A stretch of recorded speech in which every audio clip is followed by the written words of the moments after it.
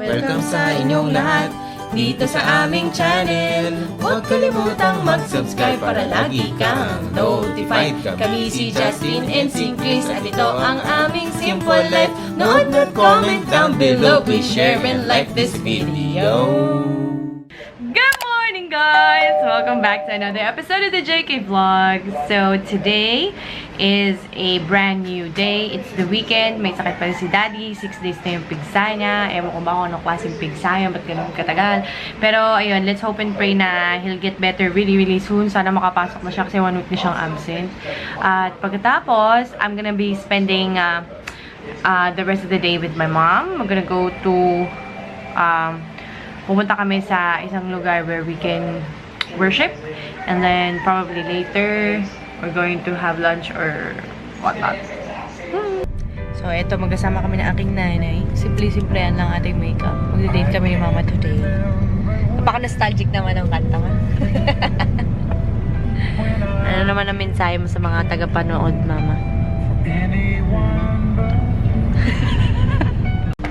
Ayan, guys, nandito na tayo sa, ano bang tawag dito sa lugar nito, Ma? Sa may Temple Drive. Usually, sa religion kasi namin, usually we go to this place to worship, ganyan. Minsan, importante rin yun, ma-reconnect yung spirituality mo. Kasi minsan, masyado tayong nakikimakamundo. Dapat iwasan natin yan. Tama ba, Mama? Right. So, ito yung itsura ng temple dito sa may Quezon City. Dito ako kinasal. That was like 2 years ago. Diba? Nung payat-payatan days pa. I often get questions kung ano daw ba yung religion ko. And I rarely talk about religion kasi it's such a sensitive topic. Sorry medyo nakakasinag yung araw eh. So, ayun po. I'm a member of the Church of Jesus Christ of Latter-day Saints. Or what they usually call the Mormons. So pretty! Ayan. Nanay ko naiinis na kasi nagbablog ako. Inip ka na, Ma? Saan mo na gusto kumain? Anong? Special. Pasta? Gusto mo pasta? Sige, tara. So, ngayon pupunta tayo ng pizza na lang. Sige, mag-shakey's tayo. Ang aking favorite. Ngayon pupunta tayo ng Trinoma, then SM. Then after that, I'm gonna meet up with Daddy. Sabi niya, susunduin na daw kami. Mama. Kasabay siya sa kainan. Hindi ko nasama si Justin kasi may doctor's appointment siya today. So, ito yung mga pinamili namin. Dahil bawal ang bawal ang plastic. Ayan, nakaano tayo ngayon. Paper bag. Dapat pa. Hindi ko na-anticipate na ganito karami yung bibilin ko kasi, Ma. Kaya, ayun.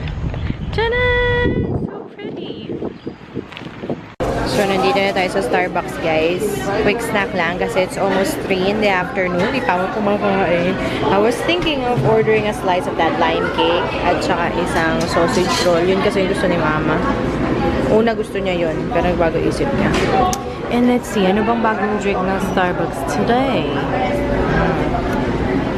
What's that? Banana split mocha frappuccino. Okay. Which I don't drink. I don't drink coffee. Ingat nakakot tayo sa pagkain eh. Sarap, Ma'am? Is it good? You like it? Always water lang. Para at least kahit pa paano, mabawasan yung calories. As if naman hindi ito high in calorie. Ayan, guys. Nandito na tayo sa SM North. I'm with Daddy. Reunited. Asa na si Mama Love? Umuwi na. Oo, umuwi na. Inatid na namin. Sinakay na namin ng Uber. Kasi maglilibot-libot pa kami. Hindi na kaya ng tuhod ni Mama yung maglakad-lakad ng malayo. Kaya nga, parang feeling ko gusto ko mag-contis. Gusto mo? Oo. Doon na lang. Sige. Nandito tayo sa may The Block. Andito lahat ng mga kainan. Ayan, o. Pomori, Bistro Remedios, Casa Italia. So, saan tayo? Dito tayo pupunta. Sa LTO. Punta tayo sa Healthy Options. Kasi meron daw akong PR package na for pick up sa kanila. Kasi nakita ni Healthy Options na pinicture ko sila sa nakaraang vlog natin. Wow. So may mga products sila na they would want me to try and see if okay siya sa akin. If okay, i-share sa inyo yun guys, syempre. Ayan guys, we're here. Pasok tayo sa loob. Dito na tayo. Love, anong gagawin natin? Kuha naman ka supplement. Anong klaseng supplement na kailangan mo? Yung na ako magkakasakit. Yung hindi ka na magiging sakitin. Sige, maghanap tayo ng pwede sa'yo. Ayan guys, nakuha ko na yung PR package ni Healthy Options. Wala bang multivitamin? So after mahaba-habang paglalakad kanina sa Healthy Options, dahil sa magaling na app ni Chris, nandito na kami. Kakain na rin sa wakas. Ano yung order mo? I-try ito, yung salted egg. Bakit? Ito, harap lang siya. Sige, try natin. Kasi sabi mo, mas gusto ko yung chop suey. Hindi yun na lang. Mas mahal lang siya 10 pesos, pero may gulay ka. Ay, ang ganda ka naman dito sa angulo. Ang ganda ka dito. Pakisis na yun. Hindi mo kabuti. Andito na po yung ating toxic soup. Mukhang love. Green with envy. Are you excited? Medyo. Dumating na yung aming order. Yung lechon belly with chop suey. Saka yung saburi fried rice. Sabori. Saborito baby. Hindi na natin magagawa. Hindi na natin magagawa yung time-lapse, guys. Hindi tayo kasi sa frame. Ang layo eh. Sobrang busog na kami, guys. Yun lang yung kinain namin. Pero nabusog talaga ako. Favorite ko na itong spinach na soup nila. I like it kahit medyo toxic green ang kulay na. Yes. Nax. Para model na ba? Model na. Model ng Sabori. Saborito. Whew! Guys, grabe. Nakikita nyo na ba yung antok sa aking mga mata? Anyway, I don't know if you guys noticed, but I did wear my engagement ring today. Ito yung engagement ring na binigay niya sa akin nung nag-propose siya. By the way, hindi ito yung aming wedding ring talaga. This is just surgical steel. That's just for my everyday wear. Meron ako nung white gold na wedding ring talaga namin. Kaso hindi ko masyadong sinusuot. And also, I just wanted to share with you guys the products that I'm currently testing out for my skin. O, diba? This is how I usually do it. I just put everything inside a tiny drawer. Yung isang section nung isang section from my organizing thingamajigger. Ito yung ginagamit ko, diba? Para hindi na sila kakalat-kalat.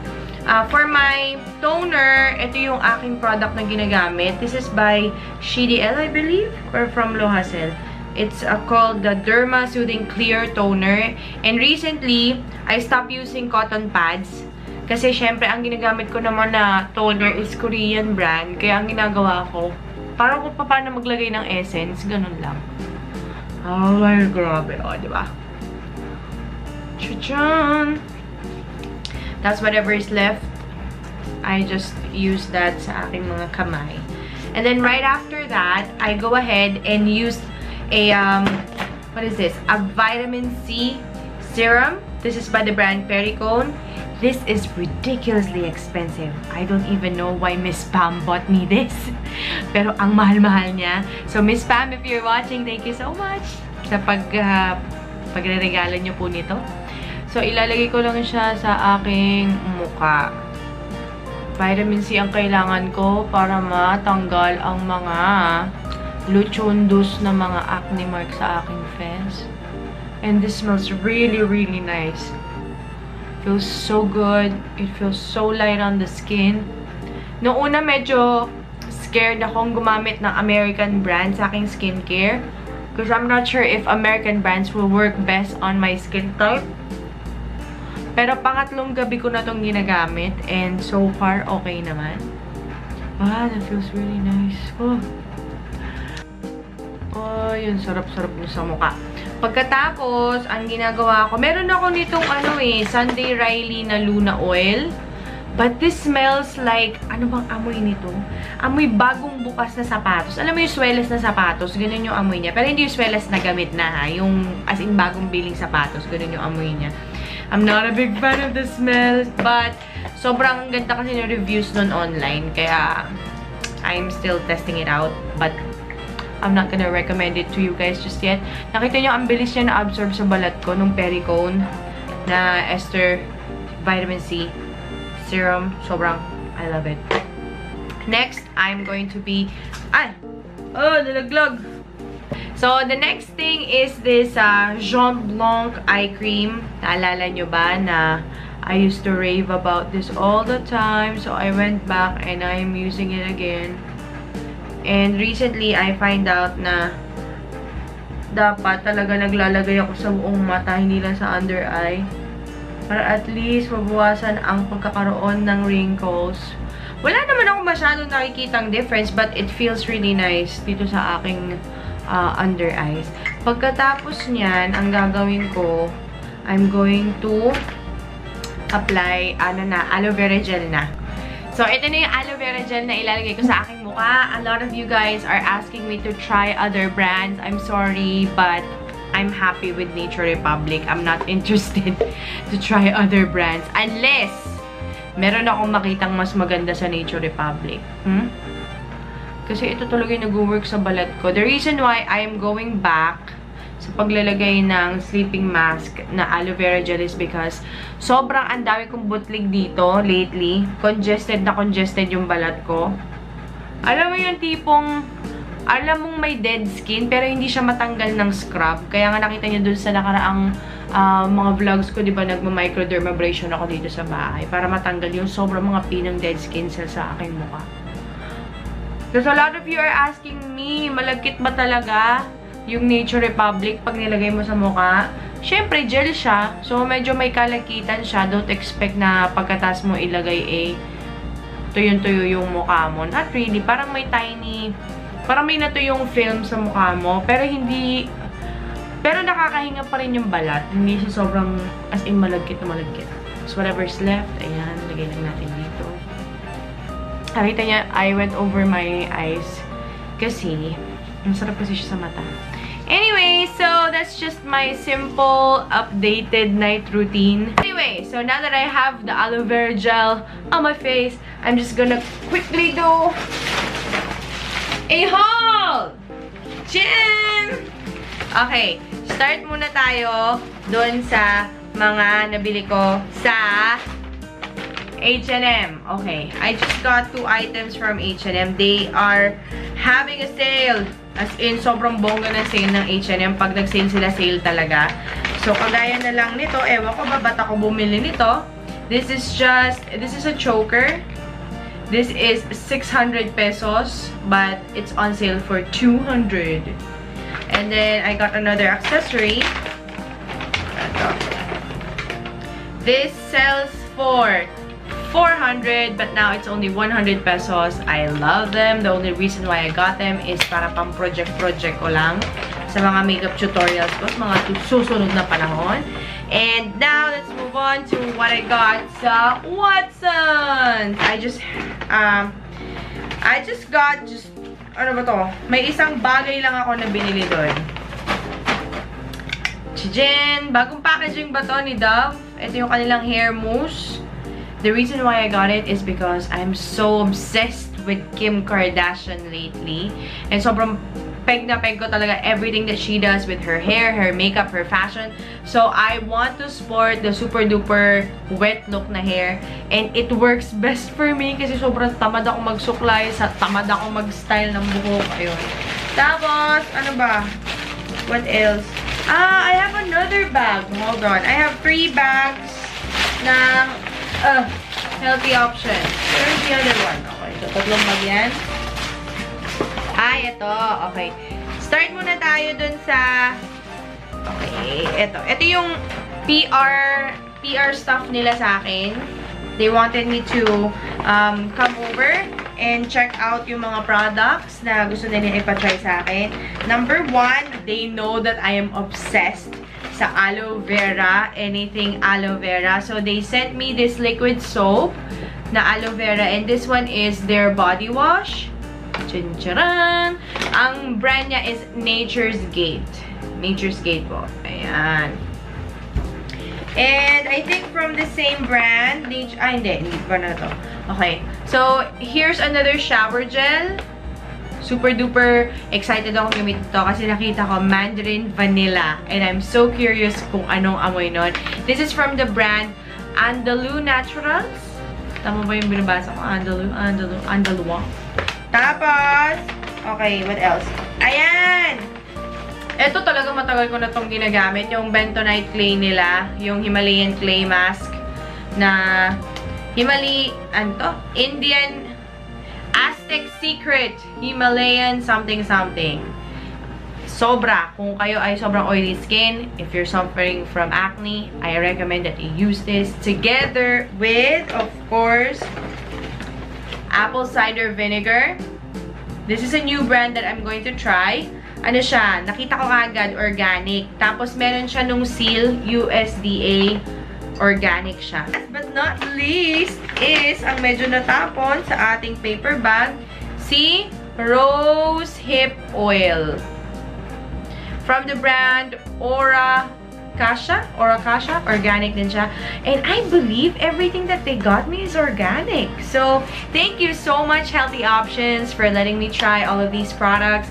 I'm very excited to share with you guys kung anong performance nila, lalo na itong kanilang organic na virgin, why do I always say virgin coconut oil?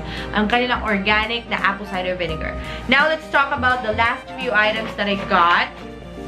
Hold on, baka malaglag siya. Mag-amoy suka tayo dito. Okay. Ito naman, I purchased inside this bag is like stuff that is worth 5,000 pesos. Ay, nako. Okay, let's start off with the supplements that I got. Probiotics. This tiny little bottle is 2,000 pesos. And I feel like I need probiotics in my body para ma-prevent ang kasi di ba yung probiotics, it's a good bacteria. Kailangan ng good balance ng bacteria sa katawan ko para hindi ako sobrang mag-break out. Tapos ito naman kay Justin, pampalakas ni Justin. Kasi di ba pinipigsa nga siya. Dalawa lang naman na rason ba't nagkakapigsa ang mga tao. Poor hygiene. Pangalawa, mababang immune system. Eh yung dalawa na yon lahat na kay Justin. Ewan ko nga ba, ba't ganun ba yung mga lalaki maligo? Ewan ko kung ganun din yung mga boyfriend at saka asawa nyo. Kung ano yung pinang-shampoo nila, yung suds nun, yung bula, yun din yung panghihilamos, yun din yung pangsasabon sa akin. Parang hindi ko magets kasi nililinis niya nga yung buhok mo. So lahat ng dumi nandun na sa bula. Tapos the same bula is spread. Ewan ko. Okay. And I also got me this mixed vegetables in capsule form. Sabi ni ate, para daw to dun sa mga hindi mahilig kumain ng gulay. Eh ako mahilig naman ako kumain ng gulay. Yun lang, may mga oras na kapag, alam mo yun, kailangan ko magluto ng mga instant kasi wala tayong oras. At least meron akong ganito, but sabi ko kay Justin, but I'm not planning na gawin siyang substitute. I'm planning to have it as a supplement, diba? Yung kadagdag sa aking diet. Tapos, gustong-gusto kong bumili nung Red Mill na whey powder nila para makatulong sa pag-workout ko. Tiyatanong ko si ate kung ano bang masarap. Sabi niya, ano kasi, parang tolerable sila lahat. So, parang feeling ko hindi sila masarap.